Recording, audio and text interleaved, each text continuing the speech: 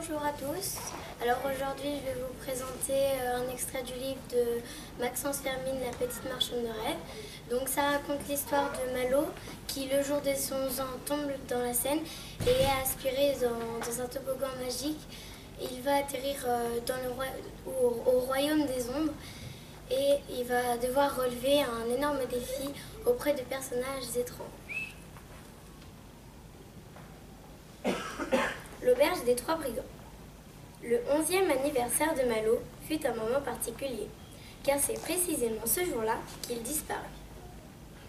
Malo était un petit gars de Paris, plutôt grand pour son âge. Très mince, les cheveux hirsutes, avec de gros yeux océans perdus dans les nuages. Le plus souvent, il était vêtu d'un jean, d'un polo rayé rouge et blanc et portait une paire de baskets. Comme il était enfant unique, il s'ennuyait un peu et aspirait depuis longtemps à une vie plus passionnante que celle que lui offraient ses parents, son école et sa vie de quartier. Or, il ne savait pas encore quel tour funeste allait prendre son existence. C'est vrai que pour beaucoup, Malo ressemblait à un oisillon tombé du nid. Mais en dépit de sa faiblesse apparente, il avait une force incroyable, quelque chose de précieux et de rare. Il passait sa vie à rire.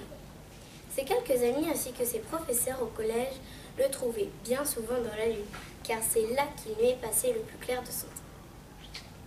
Il lui suffisait de pas grand-chose pour s'envoler. Il fermait les yeux et aussitôt il partait en voyage dans un pays nouveau, réel ou imaginaire, une contrée désertique comme le Sahara ou bien les étendues de glace de l'Alaska, ou encore les mers chaudes des tropiques, un de ces endroits merveilleux aperçus sur un prospectus d'agence de voyage, une carte postale ou un livre de classe.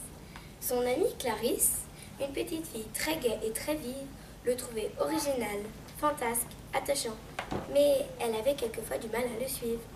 Elle prétendait avec justesse qu'il n'était pas souvent là, même lorsqu'il se trouvait à ses côtés. « On dirait que tu planes toujours à 15 000 mètres, lui disait-elle. Tu dois en voir de beaux paysages, là-haut. » Quant à son meilleur ami Antoine, un garçon plutôt posé et sérieux, il le trouvait tout simplement ailleurs. « Ce serait bien si tu nous emmenais avec toi, ne serait-ce qu'une fois. » Les adultes, eux, tenaient un tout autre langage. Sur son bulletin de notes, les appréciations étaient toujours les mêmes. Peut mieux faire, ne fournit aucun effort, passe son temps dans la lune, n'apporte aucun soin à son travail, semble s'ennuyer en classe. Un étourdiné, lui lança un jour son professeur de mathématiques.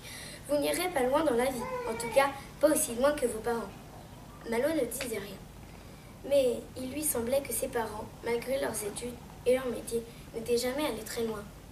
Son père était un brillant avocat d'affaires qui passait beaucoup de temps à son bureau, partait tôt le matin, rentrait tard le soir, une pile de documents sur le banc, et rejoignait ensuite ses amis du club des porteurs de cravates.